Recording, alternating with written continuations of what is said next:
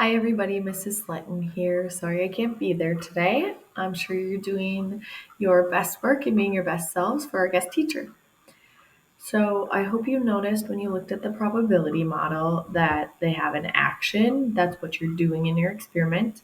The sample space is every possibility that could happen in your experiment. And then the probabilities are how likely each of the events is to happen. Each of the outcomes in your sample space is to happen. So there's 1/3 chance red, 1/3 blue, 1/3 green in this example. So we're going to talk about using probability models to find probabilities today. And probability models have to have the sample space and then the probabilities of all the outcomes in the sample space. And I'll show you some examples of that. So make sure you're writing down in your notes all of the notes that I'm writing up here on the video. A sample space is a list of all outcomes in an experiment.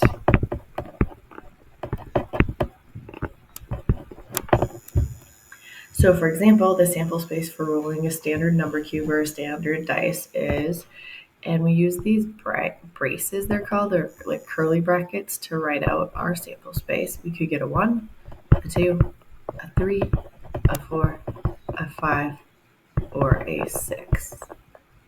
So sample space, everything that could happen when you do the probability experiment.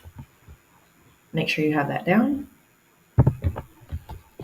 Next example, we're going to develop a probability model for this spinner.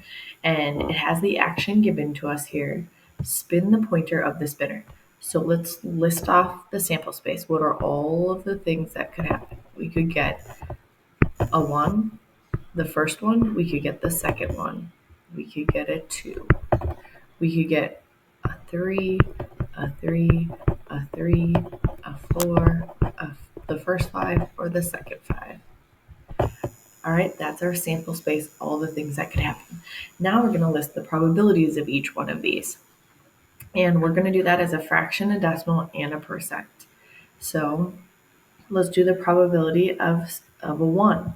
Well, you can see there are 2 1s in our sample space. So we have 2 as our numerator.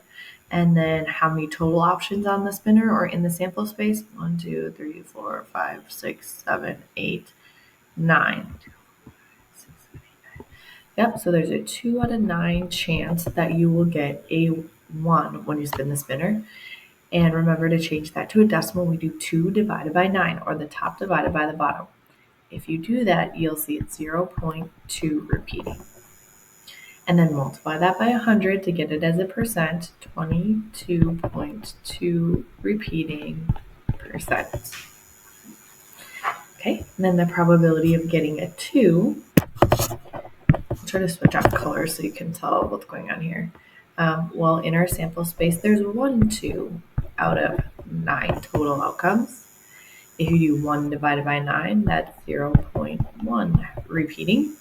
Multiply that by 100 to get it as a percent, 11.1 repeating percent.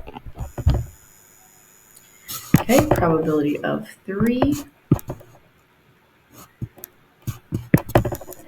We see 3 3s in our sample space. So you have a 3 out of 9, which we know is equivalent to 1/3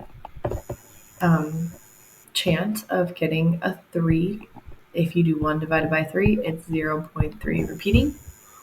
Multiply that by 100, 33.3 repeating percent. All right, and then let's do the probability of a 4.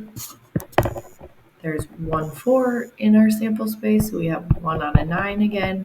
We already had that for the probability of 2, so 0.1 repeating, 11.1 repeating percent. Finally, probability of 5, that is the same as probability of 1. There's 2 events in our sample space, 2 out of 9, 0.2 repeating, 22.2 repeating percent. Okay, So for the models, you might not always have to do it all three ways. Read what the question is asking for and then answer it accordingly. So there's a probability model we just developed. Okay, you're gonna go to your boards in a second. And after your boards, I want you to make sure that you write down any things you need to remember from today's lesson. Okay, have a great day. I will see you all next week.